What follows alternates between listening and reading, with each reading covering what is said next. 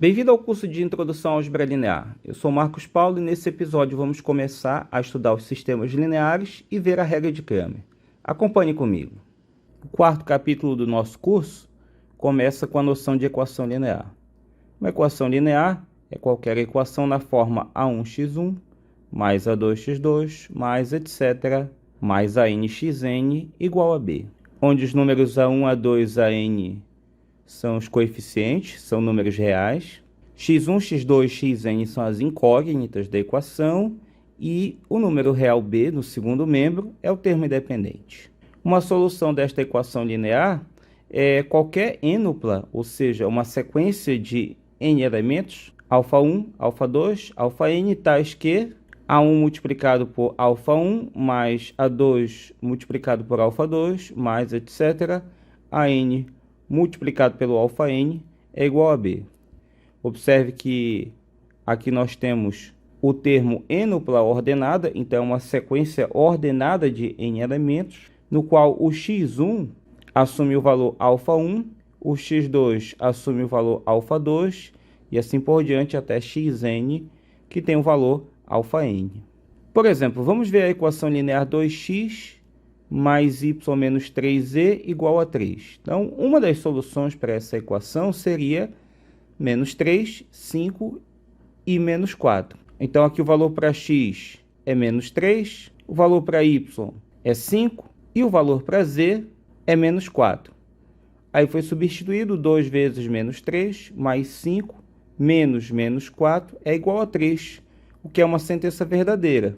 Você tem aqui menos 6 com mais 5 menos 1 e aqui é mais 4, o que dá 3. Logo, o termo é a solução da equação linear. Mas essa solução não é única. Observe, por exemplo, que 2, 0, 1 também gera uma sentença verdadeira, substituindo 2 no lugar do x, 0 no lugar do y e 1 no lugar do z. 2 vezes 2, 4, menos 1, 3, então está tudo certinho, é a solução.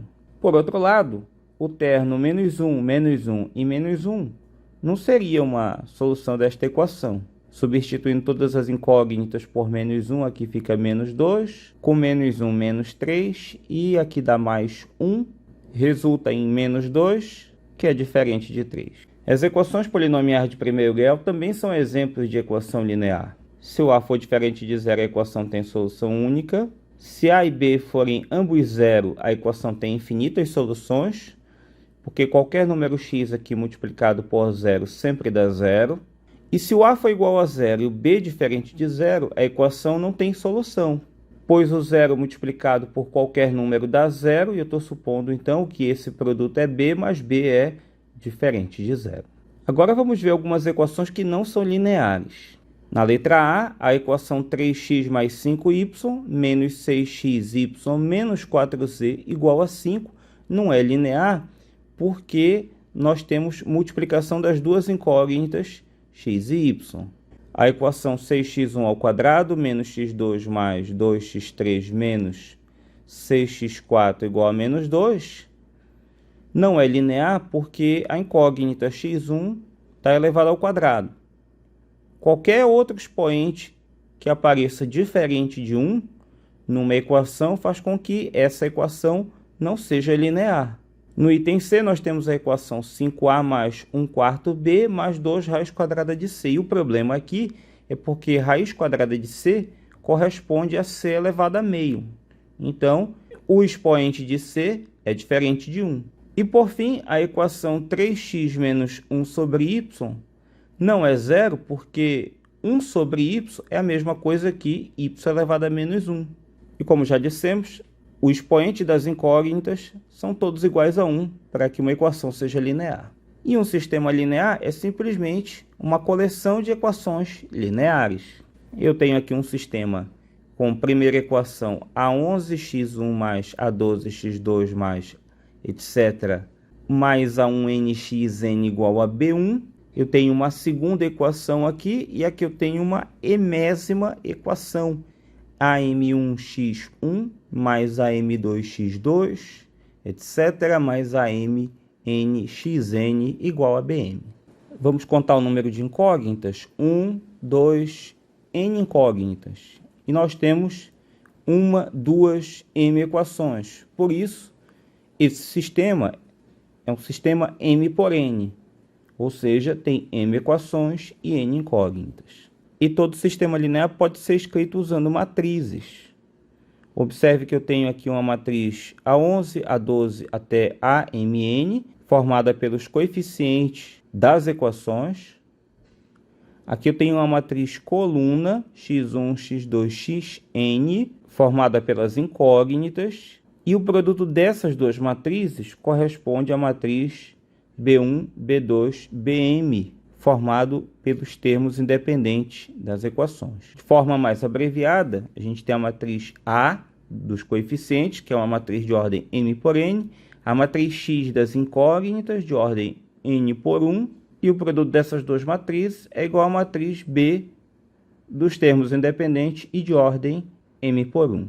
Note que nesses termos, essa igualdade respeita a definição de produto de matrizes. E uma solução de um sistema linear é qualquer ênupla ordenada que satisfaz todas as equações do sistema linear. Ou seja, uma solução para o sistema linear não pode satisfazer apenas uma ou outra equação do sistema. No exemplo 4.4, a gente tem o sistema linear 2x mais y menos z igual a 3, x mais y mais z igual a 1, x menos 2y menos 3z igual a 4, e eu afirmo que o terno ordenado 2 menos 1 e 0 é a solução do sistema.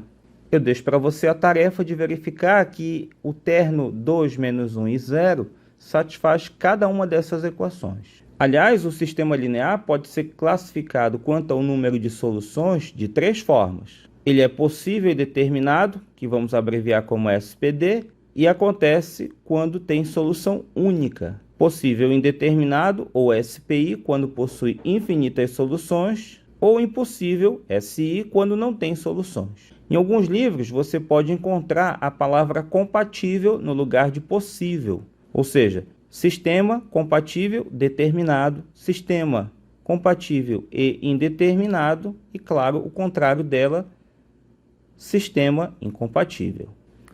Nosso primeiro resultado está no teorema 4.5 e é a regra de Cramer.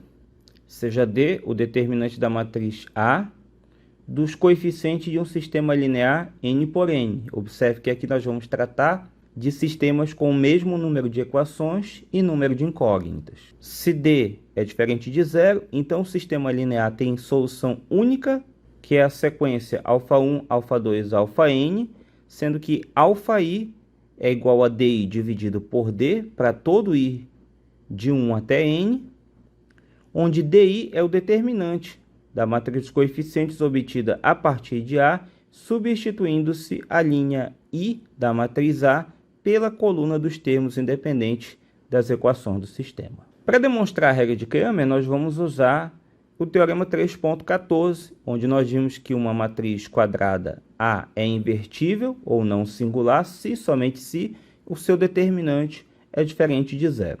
Pois bem, por hipótese, nós temos determinante da matriz de coeficiente diferente de zero, então existe a inversa da matriz A. E aí, usando a notação matricial do sistema, AX igual a B, vamos multiplicar esta equação pela esquerda por inversa de A. Então, A inverso multiplicado por AX é igual a inverso B. E aí, fazendo associatividade aqui neste primeiro membro, fica A inverso com A multiplicado X. Mas A inverso com A é a identidade, e a identidade é o elemento neutro. Por isso, a matriz X é A inverso vezes B. E agora vamos mostrar que x0 igual a inverso B é a única solução desse sistema. Então, vou colocar o x0 bem aqui, multiplicar com A e comprovar que dá B.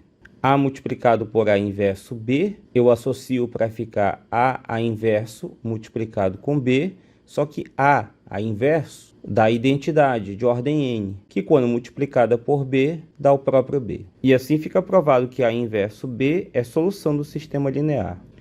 E para a unicidade, vamos supor a existência de uma outra solução x1, isto é, AX1 é igual a B. Mas veja que x1 pode ser escrito como identidade multiplicado por x1, aproveitando o fato de que a identidade é o elemento neutro do produto, mas que também pode ser escrito como A inverso A x1. Entramos com associatividade para ficar inversa de A multiplicado por A x1. E como x1 é solução, a multiplicação com A pela esquerda dá a matriz B. E o que sobrou? A inverso B é a matriz x0. Logo, x1 é igual a x0, o que dá a unicidade. Nosso próximo passo vai ser aplicar o teorema 3.21, onde nós descobrimos que a inversa de uma matriz pode ser calculada fazendo o inverso do determinante de A, desde que esse determinante seja diferente de zero, multiplicado pela matriz adjunta. Está aqui a inversa, 1 sobre o determinante D, e essa é a matriz adjunta. Lembre-se que ela é a transposta da matriz dos cofatores. E considerando que x0 é igual a A inverso B, vamos substituir essas matrizes. Está aqui a matriz das incógnitas, α1, α2 até αn, 1 sobre o determinante D e a matriz adjunta, que é a inversa da matriz A, e aqui está a matriz B dos coeficientes, e aqui está a matriz B dos termos independentes. A adjunta tem ordem n por n, a dos termos independentes tem ordem n por 1, então podemos fazer a multiplicação de matrizes. Está aqui o resultado. Veja que C11 multiplicado com B1 dá C11B1, C21 multiplicado com B2, C21B2 e CN1 multiplicado com BN, está aqui, somando todos os termos, você tem a primeira linha. E para cada linha I, de 1 até N, nós temos αI igual a 1 sobre o determinante D, multiplicado pela soma de C1IB1 mais C2IB2, mais e assim por diante até CNIBN. E olhando para esta soma que está bem aqui, a gente pode observar como sendo B1, B2, BN, os elementos da coluna I, C1I, C2I e CNI são cofatores da mesma coluna I. Ora, pelo teorema de Laplace, a gente tem então o determinante da matriz DI, que é aquele em que se troca a iésima coluna pela coluna dos termos independentes. E está aprovada a regra de Cramer. Vamos aplicar a regra de Cramer para resolver o sistema linear do exemplo 4.4. Então, o primeiro passo aqui é você calcular o determinante D da matriz dos coeficientes. Como a matriz é de ordem 3×3, a gente pode aplicar a regra de Sarry, repetindo a primeira e a segunda colunas do lado da terceira. Efetuando os produtos no sentido da diagonal principal, nós temos 2 vezes 1 multiplicado por menos 3, que dá menos 6.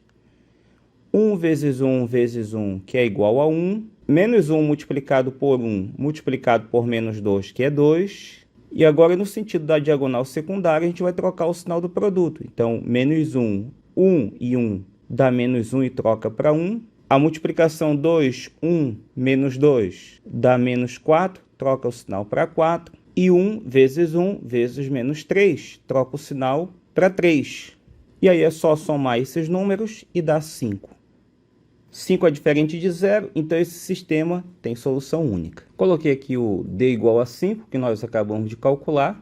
E vou calcular aqui o determinante dx, que é aquele em que eu vou trocar a coluna dos coeficientes de x pela coluna dos termos independentes. Então, 3, 1 e 4 são os termos independentes. Aqui a segunda e a terceira colunas da matriz dos coeficientes eu mantive.